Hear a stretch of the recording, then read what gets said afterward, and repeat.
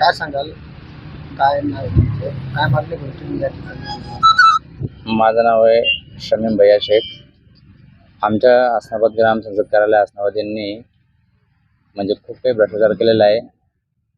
अव्वाचे सव्वा बिलं काढलेले कागदपत्रे दाखवून फक्त.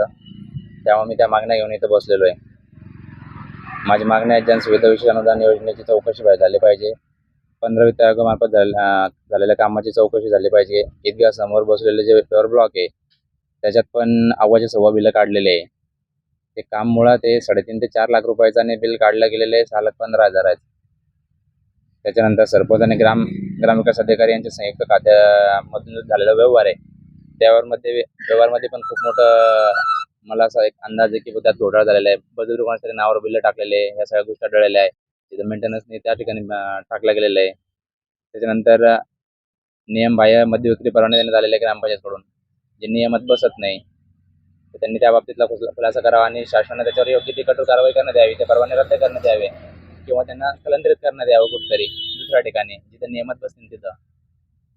शाळेच्या मधात मद्य विक्रीचे परवाने देण्यात आलेले आहे, जिथं शाळा जवळच आहे. या अशा गोष्टी आहे.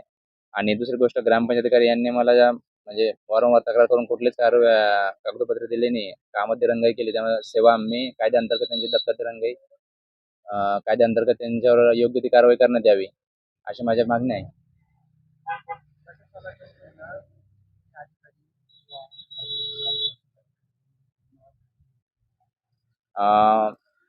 माननीय ग्रामविकास अधिकारी आले होते अगोदर काल एक 5 वाजता BDO साहेबांचं पत्र घेऊन. की BDO साहेबांनी तुम्हाला पत्र पाठवलं आहे म्हणे की तुम्ही सध्या तात्पुरतं ऑपरेशन मागे घ्या. त्यांनी एक समिती गठीत केली आहे म्हणे आणि हे पत्र पाठवलं आहे म्हणे तुम्हाला. म्हणजे जर मी तक्रार मुख्य कार्यकारी अधिकारी यांच्याकडे केली आणि प्रतिलिपीमध्ये जर बाकीचे डिपार्टमेंट दिले असतील तर पंचायत समिती कार्यालयाने मला स्वतः पत्र व्यवहार करायला पाहिजे होतं ना. त्यांचा माणूस पाठवला पाहिजे त्यांच्या कार्यालयातला किंवा पोस्टानं पाठवलं पाहिजे होतं.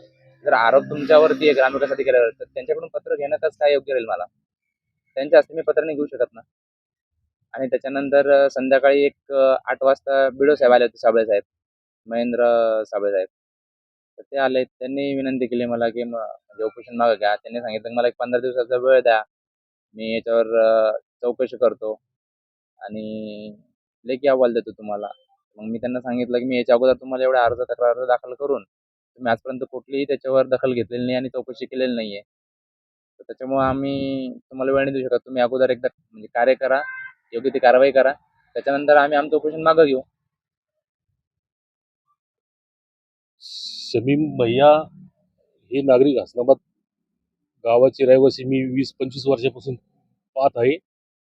हे जागृत आणि इमानदारीने काम करणारी व्यक्ती आहे. प्रशासकाने याचं दखल घेऊन यांच्या मागण्या इन्क्वायरी करून निष्पन्न करा आणि त्याच्यामध्ये जर अधिकारी दोषी आढळले त्याच्यावर कारवाई करण्यात यावं, ही आमची गावकऱ्याच्या वतीनं मागणी आहे. आणि जर प्रशासक जर लवकर येत नसेल 1-2 दिवसाच्या आत, मग आम्ही समजतो की प्रशासक हे कुठेतरी राजकारणी लोकांचं गुलाम आहे.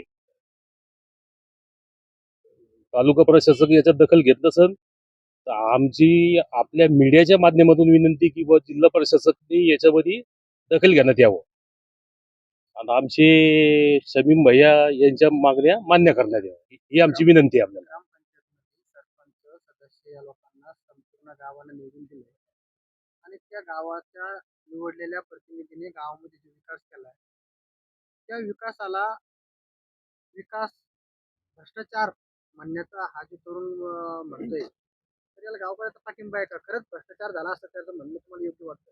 काल दिनांक 17/2025 दुपारपासून जे उपोषण करते आहे या ठिकाणी, ते जर भ्रष्ट नसेल तर लवकर येऊन सनी याच्यामधलं यांच्या म्हणणं असेल तर यांना निष्पन्न करून दाखवण्यात यावं.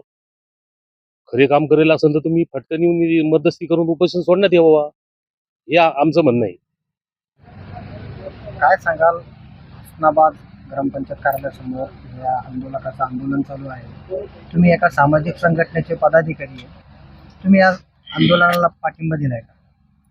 हो, या हसनाबादमध्ये जो काही भ्रष्टाचार झाला असा आरोप शमीम भाई यांनी केलेला आहे. यासाठी त्यांनी गेल्या 3 महिन्यापूर्वी एक माहिती अधिकारी या ग्रामपंचायत कार्यालयामध्ये टाकला होता, पण त्यांनी कुठलीही माहिती न देता त्यांनी त्यांना 3 महिने परेशान केलं. त्याच्यानंतर त्यांनी अपील केलं. अपील फक्त सुनावणीच. आज या 15 दिवसांनी या माहिती यांना कुठलीच माहिती दिली नाही. त्यानंतर यांनी 9 ऑक्टोबर रोजी एक लेखी तक्रार दिली. कारण या लेखी तक्रार अशी दिली की तुम्ही माहिती दिली नाही म्हणून आम्हाला त्याच्यावर डाऊट आहे की तुम्ही भ्रष्टाचार केलाच आहे त्यामध्ये, म्हणून त्यांनी लेखी तक्रार दिली. त्याच्यावरती त्या BDO साहेबांनी त्यांनी कोणीच ॲक्शन घेतली नाही. म्हणून त्यांनी आज आमरण उपोषणाचं पाऊल उचललं. कालपासून ते या ठिकाणी बसलेले आहेत. आज दुसरा दिवस आहे. आमची ऑल इंडिया पॅन्थर सेनेची या उपोषणाला जाहीर पाठिंबा आहे आणि यांचे प्रशासनाने कधी दखल घेतली नाही येणाऱ्या 2 दिवसामध्ये. तर आम्ही ऑल इंडिया पॅन्थर सेनेच्या वतीनं रास्ता रोको आंदोलन करू आणि यांना पाठिंबा देऊ. काय सांगाल? गावकरी या नात्यानं सांगायचं झालं तर शमीमभाई शेख यांनी ग्रामपंचायतमध्ये माहिती अधिकारांतर्गत माहिती मागितली होती. सदरचे ग्रामविकास अधिकारी यांनी त्यांना माहिती दिली. त्यांनी पंचायत समितीमध्ये तक्रार अर्ज दाखल केला. तिथं पंचायत समितीमध्ये सुद्धा दखल न घेतल्यामुळं त्यांनी आज काल 10 पासून आमरण उपोषण सुरू केलेलं आहे. मी गावकरी या नात्यानं त्यांनी लोकशाही पद्धतीने जे आंदोलन सुरू केलेलं आहे मी त्यांच्यासोबत आहे आणि त्यांचा जो आरोप आहे की या ग्रामसंसदला भ्रष्टाचार झालेला आहे ते चौकशीच्या अंतिम टप्प्यामध्ये झाल्याच्या नंतर समोर येईल. आम्ही गावकरी या नात्याने शमीम शेठ माझ्या गावाचा मुलगा आहे. सगळे गावकरी आम्ही त्याच्यासोबत आहोत आणि आम्ही कोणत्याही विरोधामध्ये नसून एक आमच्या गावातला मुलगा आहे म्हणून आम्ही त्याला तिथं आलो. म्हणून असे विषय व्हायला कोणाला या गोष्टीबद्दल तकलीफ होऊ नये हे माझं स्वतः वैयक्तिक मत आहे. मी भारताचा नागरिक आहे. मला स्वतः डॉक्टर बाबासाहेब आंबेडकरांना बोलण्याचा असे विषय झाले.